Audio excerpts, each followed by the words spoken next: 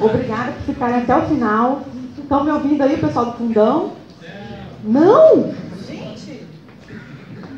Tem como aumentar o microfone, Marcelo? Tá bom, tá bom? Bom, gente, para quem não me conhece, eu sou Ana Luísa, sou bióloga. Junto com o João, né, a gente tem aí a AgroExpert, onde a gente realiza principalmente consultorias, né, na área de treinamentos também. Somos moderninhos, temos treinamentos online.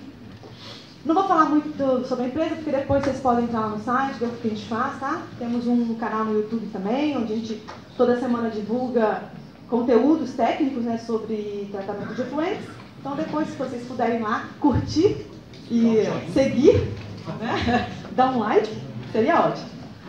Bom, gente, nesses últimos 15 anos meu aí trabalhando na área de tratamento de efluente, eu tive a oportunidade de trabalhar com mais ou menos 25, 26 sistemas MBR. O sistema MBR ele ainda é muito novo em relação, comparado assim, com o lodo ativado, que tem mais de 100 anos. Então a gente também ainda está meio que descobrindo como operar esse sistema da melhor forma, né? E a gente colocou aqui, então, 5 passos que eu e o João entendemos ser o segredo para controlar qualquer processo de MBR. Então, antes de começar, eu queria saber, levanta a mão aí, quem já opera sistemas MBR? 1, 2, nossa, só! E quem aqui opera lodos ativados? Aumentou. O resto é coadjuvante, da água. Mas vocês vão gostar, vocês vão entender. Vamos lá. Deixa eu ver se isso está funcionando. Bom, com certeza alguém já falou sobre o sistema MBR, né? Mas só vou recapitular aqui. No sistema tradicional de lodos ativados, então a gente tem o tanque de geração. O lodo vai para um sistema de decantação e muitas vezes ainda tem que passar por uma desinfecção, né? No sistema de MBR, a gente então corta a sedimentação, né? E o efluente passa então pelas membranas, removendo aí carga orgânica, até mesmo vírus e bactérias. Então é um efluente extremamente bem tratado. Mas não deixe se enganar por esse equipamento. Continua sendo o lodo ativado o coração do sistema. Então, não tem como operar MBR sem realmente olhar a fundo a microbiologia, entender o que está acontecendo e, a partir daí, tomar as atitudes, né, as ações corretivas para esse sistema. Por quê? No lodo ativado, se a parte microbiológica não está indo bem, a gente tem o quê? Arraste de sólidos na saída, certo? No MBR isso não vai acontecer. Porém, a membrana vai reter mais do que ela deveria. E aí você tem comatação, até mesmo a perda do sistema, né? Que é muito caro. E a gente dividiu então a apresentação em 4 partes. Primeira parte aqui eu vou falar sobre os problemas operacionais mais comuns em MBR. O primeiro que eu destaco é a formação de espuma. O pessoal lá que levantou a mão que tem MBR, com certeza sofre com esse problema, né? Então a espuma, ela é inerente desse sistema, a gente vai mostrar por que isso acontece, né? E às vezes espuma tanto que chega a transbordar. E aí acontece outro problema, perda de sólidos. E a membrana, ela precisa de uma concentração mínima de sólidos. Então se você tem poucos sólidos dentro do reator, entope do mesmo jeito, né? É um problema muito sério isso aqui. E, logicamente, o outro problema é o entupimento, ou o fouling, né? Onde, dependendo de quanto severo for, você perde a membrana. Parte 2. A causa. O que causa esses 2 principais problemas, né? Bom, o primeiro que eu vou destacar é a formação de EPS, que são substâncias poliméricas extracelulares. Então, a própria bactéria produz essas substâncias. Ela tem uma importância muito grande, inclusive, porque é o que vai fazer a formação do floco, tá? Mas, em excesso, causa tanto a espuma quanto o biofouling. O pré-tratamento mal operado, e muitas vezes até inexistente. Então, exemplo, o sistema foi projetado para tratar uma determinada concentração de DQO. Só que se você não tem um bom tratamento primário e está passando mais DQO, você não vai sentir isso no permeado, o permeado vai sair limpinho. Só que você vai ter um entupimento muito mais rápido e isso aumenta a frequência de limpeza química das membranas, né? Então, o pré-tratamento é extremamente importante. E o outro erro que a gente vê, né, é a falta de monitoramento. Então, vamos supor que você está doente e vai ao médico. Chega lá, o médico fala assim, olha, eu não sei o que você tem, vai ter que fazer exame. Só que aqui no hospital a gente não tem os equipamentos para fazer exame. Então, volta daqui a 15 dias que eu vou saber o que você tem e eu te trato. Não dá, né? Pode até morrer, dependendo do que for. Então, isso aí é um grande problema para quem tem sistemas MBR. Não ter laboratório próprio para fazer pH, temperatura, oxigênio, IVL, né, sólidos suspensos totais, enfim, não tem o laboratório internamente, manda fazer fora, demora muito para vir o resultado e aí não monitora nada. E tampouco monitora os micro-organismos, né? Aí eu falo assim, o cara opera na sorte e não com técnica, né? Estou falando isso aqui para MBR, mas isso também vale para quem opera lodos ativados, tá? Então vamos agora conhecer alguns conceitos. O tal do biofauno, o que significa? Então aqui a gente tem uma figura representando uma bactéria, né? Você vê essa linhazinha rosa em torno dela? É o que a gente chama de EPS. Que nada mais é do que um blend aí de proteínas, carboidratos, né? Ácidos nucleicos, que serve como, inclusive, uma alimentação para ela. Por exemplo, tem algumas indústrias que não produzem no fim de semana. Chega na segunda-feira, as bactérias estão com fome, mas como que elas sobreviveram no fim de semana? Graças a essas proteínas que a própria bactéria produz. O problema é que, quando a coisa desequilibra dentro do reator, por exemplo, pH baixa, ou falta nutriente, ou a relação A sobre M está muito alta, por exemplo, produz demais esse EPS. E aí ele acaba liberando também algumas substâncias microbiológicas solúveis. Também é comum, inerente do sistema de lodos ativados. Só que o que acontece dentro do reator biológico de um sistema MBR, pensa num ambiente estressante. É o tanque de geração de um MBR. Pequeno, um monte de gente lá, né? Tudo junto, SSV, 10 mil, 20 mil miligramas por litro, aeração bombando. Então, gente, é realmente um ambiente muito estressante e ela produz mais EPS. Consequência de muito EPS, espuma, entupimento, né? Então, assim, o biofauno ele passa por 3 estágios, basicamente. O próprio lodo biológico fornece, então, muito EPS e muitas substâncias solúveis que são da própria microbiologia, né? E a alimentação, né, o afluente, traz o quê? Colóides e outros materiais particulados. Então, isso aí começa a criar um estágio inicial de fauno, né? Ainda muito fácil de limpar. Uma limpeza química remove tudo. Agora, se a limpeza química não é feita corretamente, ou o tempo já está passando, né, a membrana está envelhecendo, começa a formar o quê? Muito biofilme, torta também. O próprio lodo forma uma torta na membrana, né? Já entra para um estágio mais severo de fauno, mas ainda se faz com limpeza química, né? Retira tudo. Até que o fluxo crítico aumenta demais e aí você tem a perda da membrana. É um fauno irreversível. Então, como fazer, né, para isso durar mais tempo? É isso que a gente vai explicar aqui para vocês hoje. E aqui é só um exemplo da formação de torta, né? Quando a partícula é maior do que o poro da membrana, a gente tem um bloqueio total, né? Quando ela é um bloqueio intermediário, é o seguinte, ela não fica exatamente entre os poros, né? Ela vai se depositando em cima da fibra. Tem aqui o mais comum, que é o padrão, né? É quando forma o biofilme, e por fim, uma deposição muito grande de lodo forma a torta. E agora sim, para a gente conseguir entender todo esse universo que acontece dentro do bioreator, eu tenho que falar para vocês alguns conceitos, né, da microbiologia.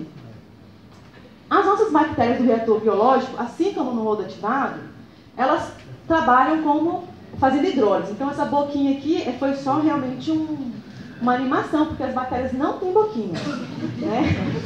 Elas liberam uma enzima digestiva que quebra as partículas orgânicas de tamanho muito longo, em tamanho bem curtinho, e aí, por absorção, né, entra na bactéria e ela transforma isso em gás carbônico, água e outros materiais.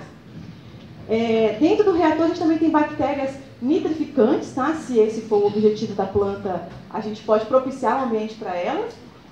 E 95% de toda a biomassa é formado por bactérias formadoras de floco, né?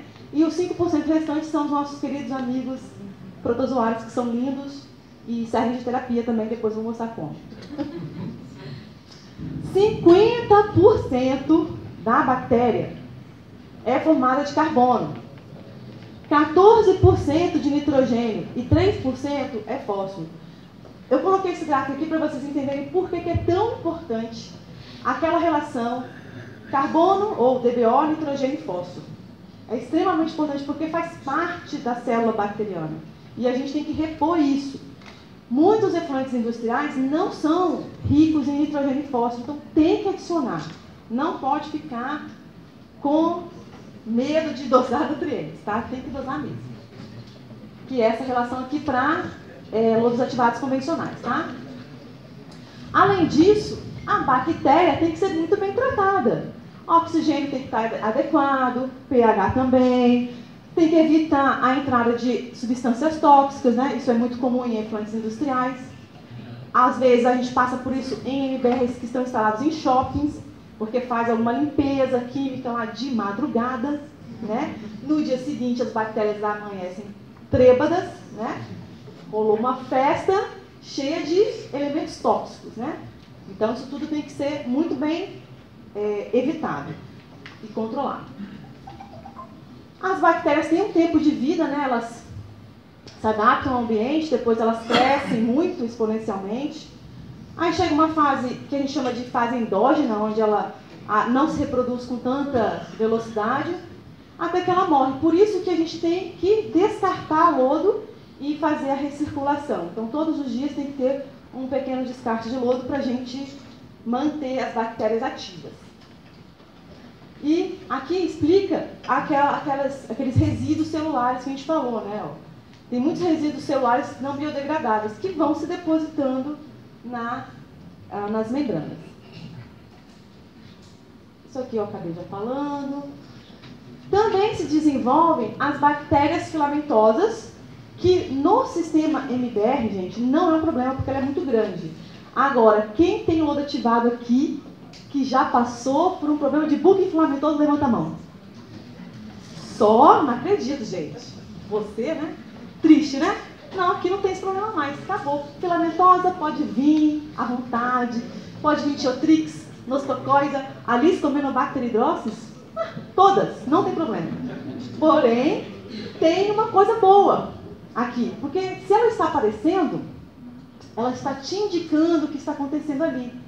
Presença de sulfeto em alta concentração, falta de nutrientes. Então, acaba que aqui ela serve como um indicador, tá? E os nossos amigos protozoários também são excelentes indicadores de como está a qualidade do afluente e também a qualidade de operação do sistema. Aqui uma foto no microscópio no aumento de 1000 vezes, dá para ver o EPS, né? E como que se formam os flocos? Funcionou. É assim, o EPS, olha como ele é fundamental. Ele carrega carga negativa. E o que tem na nossa água, né, no nosso efluente que está entrando? Sais, de forma geral, né? Cálcio, magnésio, sódio, potássio, cloreto, tem tudo. Só que assim, o cálcio e o magnésio têm uma força de atração muito grande com o EPS. E aí isso aí faz o quê? Com que uma celulinha vá se encostando na outra e forma floco biológico. Tanto é que, quando a gente tem excesso, por exemplo, de sódio ou potássio, a floculação não acontece de forma satisfatória. A aparência, então, do lodo é essa aqui, não no MBR, porque no MBR não sedimenta assim por causa do excesso de sólidos, né? E olhando no microscópio é mais ou menos assim que a gente vê um lodo, né? Aqui, só para vocês terem uma ideia, aumenta de 100 vezes. Lodo saudável. Quem acompanha aqui meus vídeos já no YouTube? Quer uma paga? Não, tô brincando. Quem acompanha fala assim, gente, esse floco aqui é para casar, né? Aquele flocão bonito. Agora olha o floco que não é para casar. Sai correndo desse floco aqui, né? Agora, isso aqui são fotos de lodo ativado, tá? A gente vai conhecer como que acontece no MBR. Normalmente, é essa aparência aqui, cheio de EPS. Todas essas coisinhas cinzas, ó, o floco mesmo, essa parte marronzinha. Tá? O cinza são as partículas de EPS. Isso é uma condição normal no MBR, tá? Para comprovar o que está ruim, aqui, ó, a presença de um funguinho, que é típico de pH abaixo de 5. Então, o que acusando o EPS é o estresse, né? Alta turbulência, alta concentração de sólidos no bioreator, alta relação F sobre M e baixo pH. E a nossa espuma é o seguinte: surfactante, muito oxigênio, muita reação, vai espumar mesmo, né? Muita EPS, isso espuma, isso contribui. Agora, existe uma espuma que é diferente. Aquela anterior que eu mostrei, você joga um sprayzinho com água, joga um espumante, ela costuma sair. Quando ela é marrom, tipo mousse de chocolate, daquelas que você, quando pega, ela é dura, a espuma. Essa espuma é formada por uma bactériazinha chamada nocardia. Existem outras duas espécies que também causam isso aí, mas aqui no Brasil eu só vejo ela, a nocardia. E ela tem essa aparência aqui, ó, no microscópio. Então é o seguinte, tem espuma muito marrom, tá na dúvida? Não adianta pegar a amostra do lodo. Pega um pouquinho da espuma, leva para o microscópio. Se você vê muita nocardia, é que ou o seu efluente está com excesso de óleos e graxas, ou o lodo está muito velho, tá? Geralmente tem mais a ver com excesso de gordura. E aí o que você tem que fazer? Remover mecanicamente essa espuma, porque ela não se dissolve facilmente, né, com espumante, e fazer um ambiente contrário do que ela gosta para ela sumir, tá? Bom, o fouling também, né? Aqui eu quero dizer o seguinte, existe esse biofouling, que é por causa da própria bactéria, né, dos EPS e tudo, que vai se aderindo na membrana, e tem o fouling orgânico, que é quando o seu pré-tratamento não está adequado, passa muito mais DQO do que deveria, ou até mesmo um material inorgânico, e vai se depositando isso também na membrana, e aí você aumenta a frequência de limpeza química. Quem tem MBR sabe que um dos parâmetros mais importantes do monitoramento é a TMP, né, a pressão transmembrana. Então, quem tem MBR nos procura muitas vezes por causa dessa coisa aqui. Ele está com a vazão baixa de produção, a TMP está baixa também, aí ele fica feliz, começa a aumentar a vazão, né? Aí o top, aumenta a TMP, daí ele reduz a vazão, faz a limpeza química e começa esse ciclo todo de novo. Então fica fazendo limpeza química a cada 10 dias, 15 dias, enquanto que o normal é 2, 3 meses, né? Então, aí liga para o Marcelo desesperado, né? Marcelo, eu estou a fim de te matar, porque você me vendeu uma membrana que top, né? E aí é que a gente tem que usar esses mecanismos. A avaliação microbiológica, analisar todos os dados. Porque se você fez limpeza química e a TMP voltou para o valor que estava antes, então não é problema na membrana, tá? Ou é um problema operacional, ou é um problema da qualidade do seu afluente. E agora eu vou passar para o João, porque eu falo demais.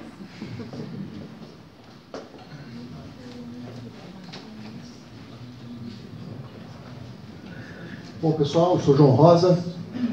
Vamos aqui a mostrar para vocês, então, alguns passos que nós desenvolvemos, porque, de maneira geral, os problemas apresentados pelos clientes são iguais.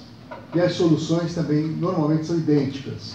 Então, em função disso, nós desenvolvemos então as boas práticas para a operação de um sistema MBR. Antes disso, vamos mostrar o que é a realidade. Então, normalmente, quando nós chegamos no cliente, ele imagina que o MBR é simplesmente a parte filtrante. Daí, a gente fala, não é só isso. Alguns outros clientes imaginam que o MBR é um tanque onde você joga esgoto, mete a membrana lá dentro e está tudo ok.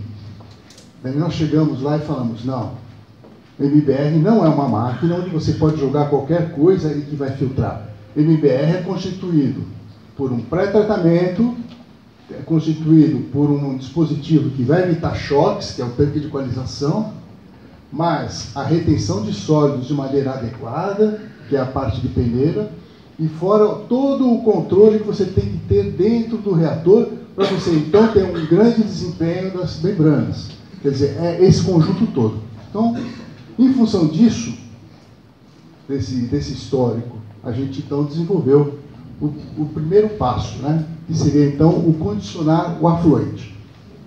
Então, a primeira coisa, como a Ana comentou, nós temos que evitar os choques, evitar situações de estresse.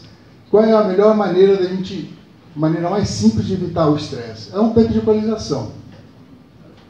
Outra coisa, o investimento de membrana é extremamente elevado. Então, na nossa visão, não faz muito sentido a gente ter um sistema que vai atender a vazão de pico. Quer dizer, então nós consideramos que seja melhor você trabalhar um período longo, por exemplo, 24 horas, 7 dias por semana, com uma vazão menor do que aquela que seria da vazão de pico. Então, para isso, o tanque de equalização é fundamental. E daqui a pouco eu vou mostrar um outro motivo dessa importância.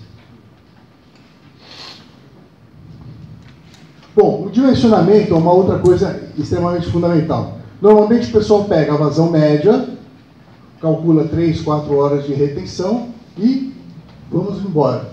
Daí isso não dá certo. A gente tem que considerar as vazões ao longo da semana, final de semana e principalmente as águas que vêm infiltradas por causa de chuva e de lavagem de tanques. Então, normalmente o pessoal esquece essas últimas alíquotas aqui da parte de filtração e o tanque de equalização acaba não funcionando adequadamente.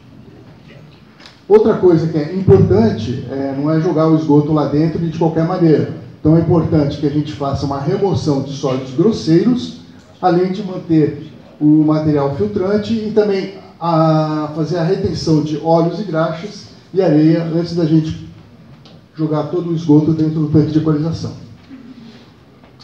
Uma última coisa é que a gente fala o seguinte, não faz sentido a gente fazer um baita investimento num sistema totalmente automatizado de membranas, onde ele faz autolimpeza, enfim, e o tanque de equalização ser operado manualmente. Então, o que nós recomendamos? É que se tenha um sistema totalmente automatizado entre o controle de nível, inversão de frequência para manter uma vazão constante para jogar dentro do reator, tudo isso ligado com o PLC, né? Retenção de sólidos antes de jogar dentro do MBR é fundamental. Então, para placas planas e para placas de fibras ocas existem limites que estão mostrados. E uma coisa que a gente não pode esquecer é que muitas vezes o MBR fica exposto ao tempo. E esse caso aqui nós já enfrentamos, por isso que eu estou apresentando. O vizinho, ele tinha um estoque de açúcar e cada vez que ventava, o açúcar voava e caía dentro da estação. Então, além dele aumentar a DBO da estação dele, ele também muitas vezes tinha problema de arraste de areia, arraste de folha, e tudo isso prejudicava o tratamento. Quer dizer, então, se a gente estiver sujeito a esses tipos de problemas, é importante a gente tampar a instalação. Outra coisa é que, por ser uma instalação fundamental, é sempre bom a gente ter duas instalações. Então, um mais um conjuntos instalados, né? As telas de aço estampadas são as mais comuns que nós utilizamos, então, nas peneiras. Nós temos aqui, então, alguns problemas. Elas têm uma certa dificuldade na retenção de fibras e, muitas vezes, os sistemas não são adequadamente projetados para fazer uma autolimpeza. Então, a gente tem que fazer uma consulta antes com outros clientes deles para saber se esse sistema tem uma limpeza eficiente e se retém fibras, né? Agora, uma solução simples é colocar, antes da peneira, aquelas malhas filtrantes ali, que elas retêm bem fibra, e é um sistema bem barato. Quer dizer, se a gente fizer esse conjunto, a gente tem uma boa eficiência na remoção desses sólidos. Separador água-óleo, né? A Toray normalmente fala 30 mg por litro, mas 50 mg por litro a gente já operou com óleos e graxas dentro do tratamento, não deu problema. É basicamente o mesmo limite que a gente utiliza para lodos ativados. E se a gente não se nós tivermos, por exemplo, uma concentração elevada de óleos e graxas, a gente começa então a ter os primeiros problemas de fouling, né? Quer dizer, então a gente tem que evitar isso daí.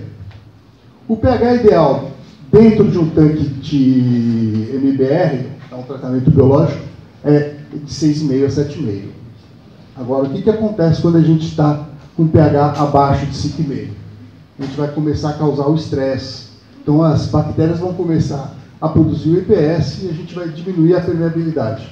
Então, essa é a primeira coisa. A segunda é que a energia de repulsa que existe entre a membrana e os flocos, ela reduz. Quer dizer, então a gente vai ter um aumento também na capacidade de comatação aí das membranas. E pH acima de 8, qual o problema? A gente começa a ter, então, uma precipitação de carbonato de cálcio e vai acabar ficando na membrana. Quer dizer, então, isso é um outro problema. Embora a precipitação moderada seja importante, né, a gente, então, tem que dosar, manter ali uma concentração de 280 mg por litro de carbonato de cálcio, daí isso daí vai acabar precipitando e levando junto parte do EPS. É até bom, né? Agora, se a gente tiver uma concentração muito elevada, de 830 mg por litro, então a gente já começa a ter um grande problema de fouling. Um outro problema, como quando eu comentei, que não é interessante, nós temos um sistema para atender vazão elevada, é justamente esse daqui.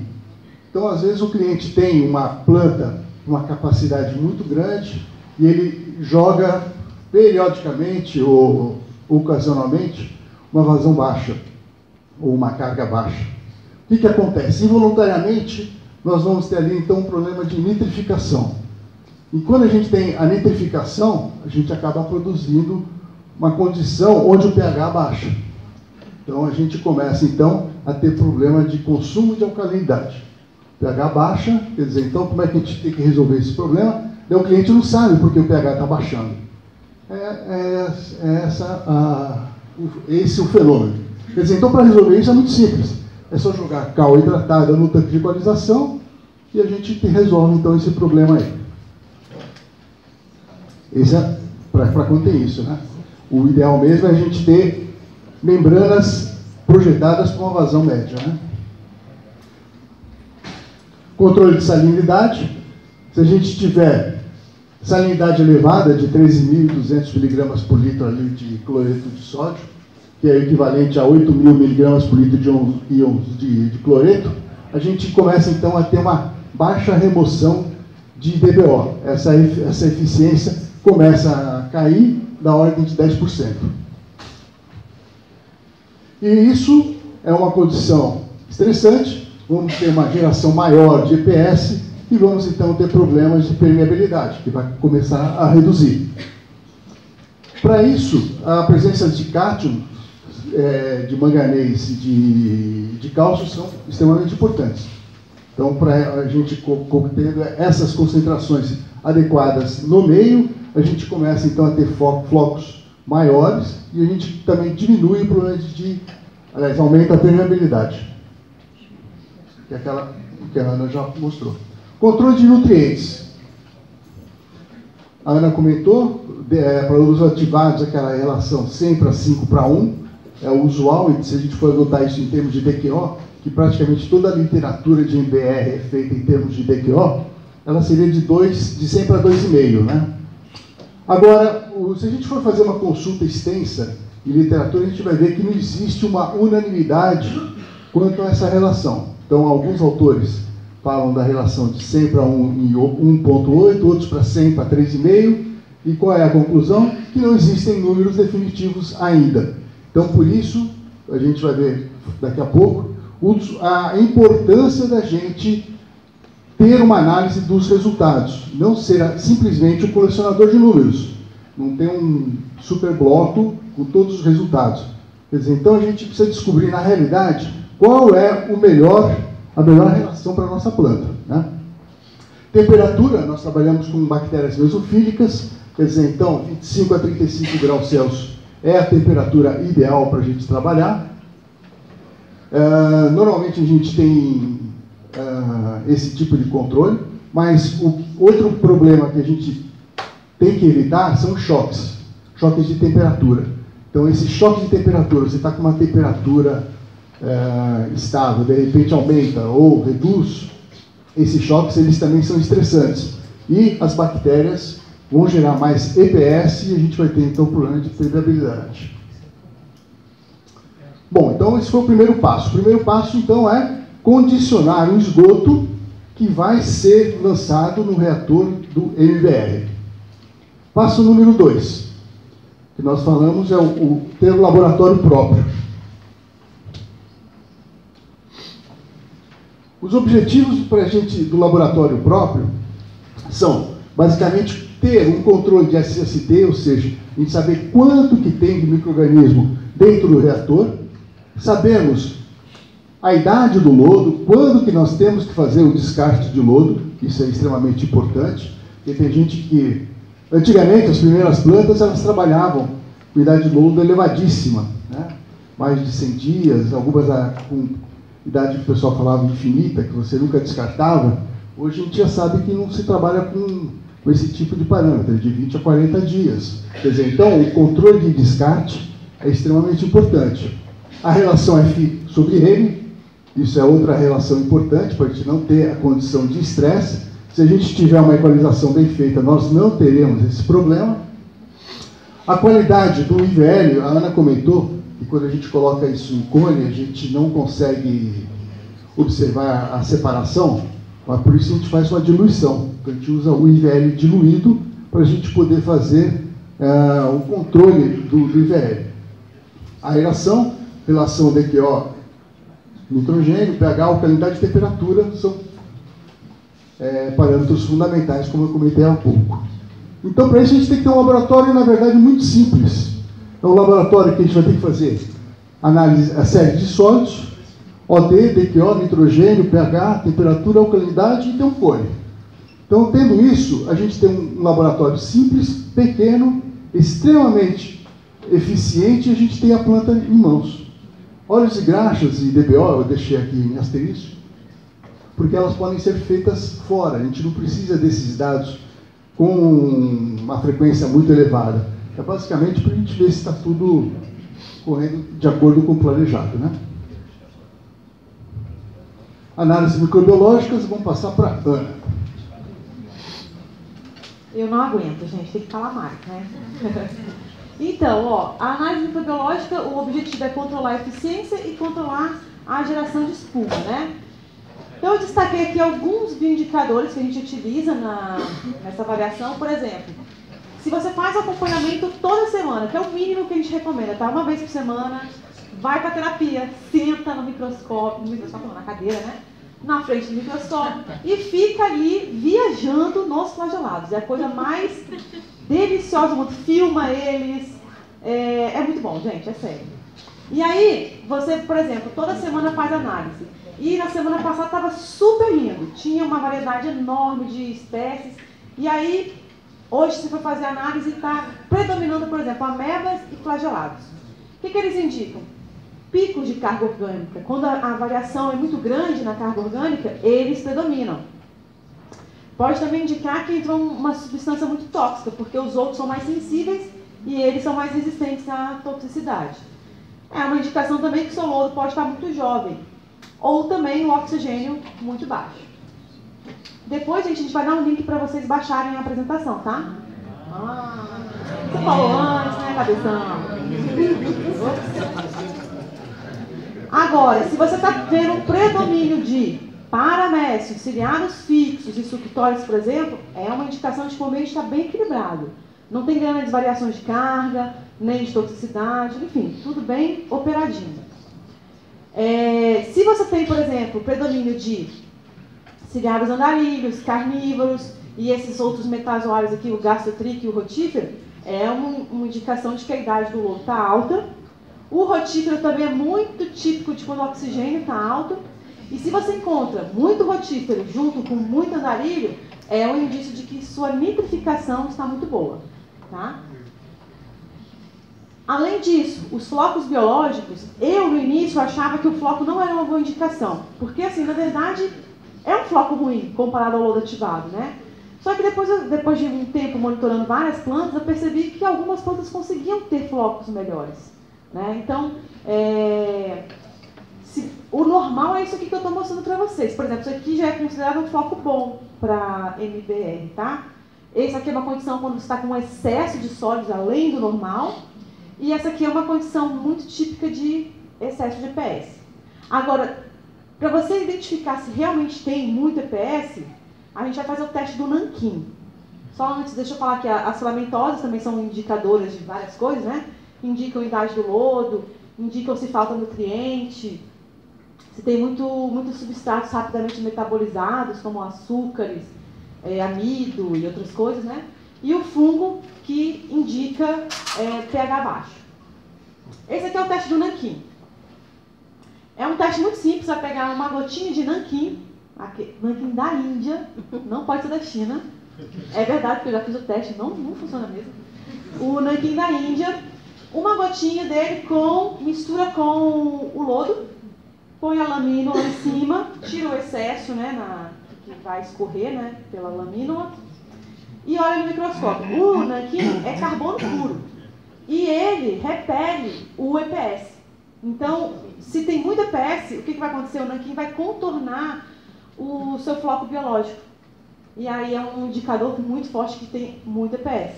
Então, se você tem uma rotina de monitoramento, faça isso toda semana e você vai conseguir ver se está aumentando ou não.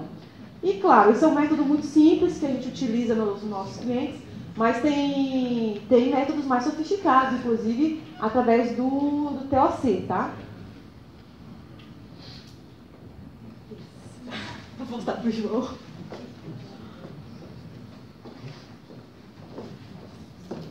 Bom, remoção de espuma, nós já comentamos, não há como eliminar. A gente vai ter que aprender a conviver com espuma, porque nós temos um ambiente extremamente estressante para as bactérias, então a geração de EPS é típico, né? Além disso, nós podemos ter problemas também com surfactantes e o maior problema de todos, aliás, que vai adicionar o problema com a espuma, são os organismos filamentosos. Então, aqueles organismos filamentosos que também no lodo ativado provocam a geração de espuma, para nós aqui é um veneno. Quer dizer, então, situações como aquela mostrada ali, está até bonitinho, a Ana mostrou aquelas que estão transbordando. Quer dizer, então a gente tem que aprender a conviver com isso, não tem jeito. Então, como é que a gente faz para conviver com isso? Nós podemos fazer uma aplicação de anti-espumante, aplicação de água ou ter um skimmer. O ideal é ter os três, tá? Então, esse aqui é um projeto que nós já desenvolvemos. É um sistema que tem, então, no tanque de aeração, nós pusemos um skimmer, basicamente aquela canaleta. Quer dizer, então, a espuma cai na canaleta, segue para uma elevatória, e para que não haja entupimento na canaleta, a gente recircula uma parte do efluente. Quer dizer, então, com isso a gente evita a perda de sólidos, e é um sistema extremamente simples e barato, né? E por fim, o nosso último passo qual que é?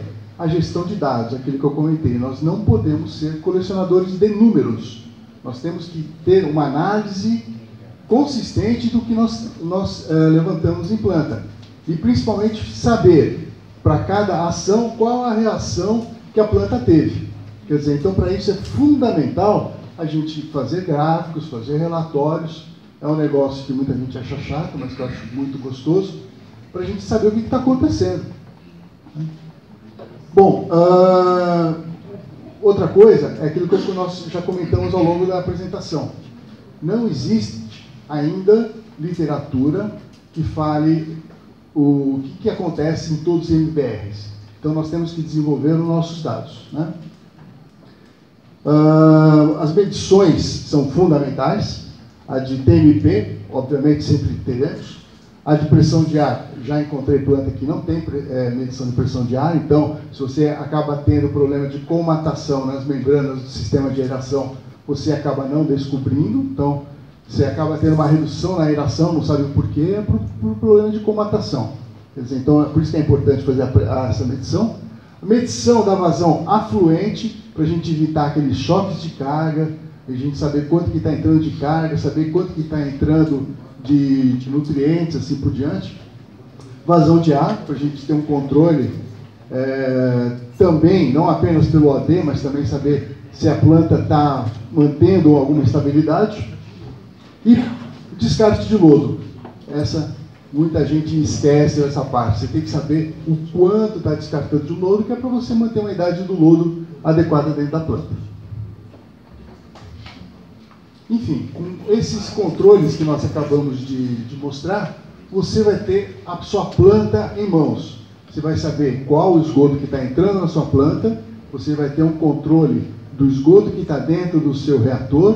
Com isso você vai reduzir os problemas de incrustação, você vai aumentar a permeabilidade, o espaçamento entre as limpezas, né? Quer dizer, então, são características, são atividades bem simples, mas que precisam de método, né? Então, basicamente, por isso que nós criamos essa cartilha aqui com essa metodologia. Para terminar... Bom, gente, esse aqui é o link, ó, bit.ly/AquaExpert. Aí vocês baixam lá, tem a apresentação completa. Dúvidas? Esse aqui é o nosso canal no YouTube, tá? Assina lá, segue a gente. Tem um monte de dica legal todo dia não, toda semana. Dúvidas? Perguntas? Tá tarde já, ninguém mais quer saber de nada. Dizem que a chuva foi forte e não adianta sair correndo. Gente, tá chovendo. Tá chovendo. Melhor tirar todas as dúvidas dos biólogos. Pode explicar um pouco da importância do cálcio e do magnésio na forma da formação de flóculos? Ela perguntou sobre o cálcio e o magnésio. A superfície da bactéria, que tem o IPS, ela carrega carga negativa. E o cálcio, então, se atrai o cálcio e o magnésio, muito mais do que o sódio e o potássio, por exemplo. Então, quando o efluente está muito rico em sódio e potássio, diminui muito a floculação. E aí você pode adicionar alguma coisa que faça de cálcio, por exemplo, e aí ajuda na floculação. Mas tendo cuidado com o carbonato de cálcio. Cuidado com o carbonato, exatamente. Até 280, né, João? Tranquilo. De cálcio. Falaram que o ideal é aumentar a concentração de lodo. Aumentar a concentração de lodo, né? Aumentando a concentração de lodo, deveria manter o F sobre M e aumentar a quantidade de oxigênio dentro do mesmo tanque? Não, se você está aumentando a quantidade de lodo, você está reduzindo a relação F sobre M. Então, o ideal seria manter a relação F sobre M? Tem uma relação F sobre M ideal. Então você tem que observar quanto você está entrando de carga, por isso que a gente tem que saber qual é a vazão que está entrando, né? Que é para você fazer teu laboratório, para você saber quanto você tem de massa, para você então manter uma relação F sobre M de acordo com o seu projetista, para saber o que ele recomendou, né? Mas não é simplesmente aumentar massa. Tá? E tudo isso é proporcional. A quantidade de massa é proporcional à quantidade de alimento que entra. Ok, obrigado.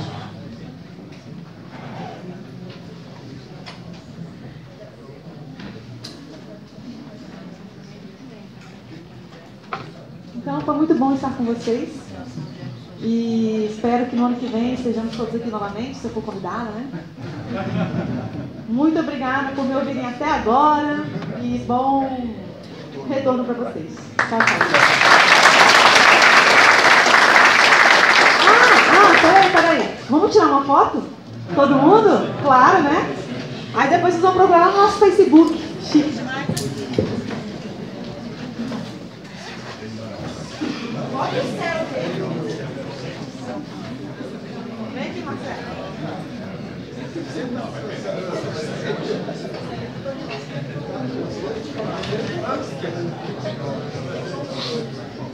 Aê, obrigada, gente.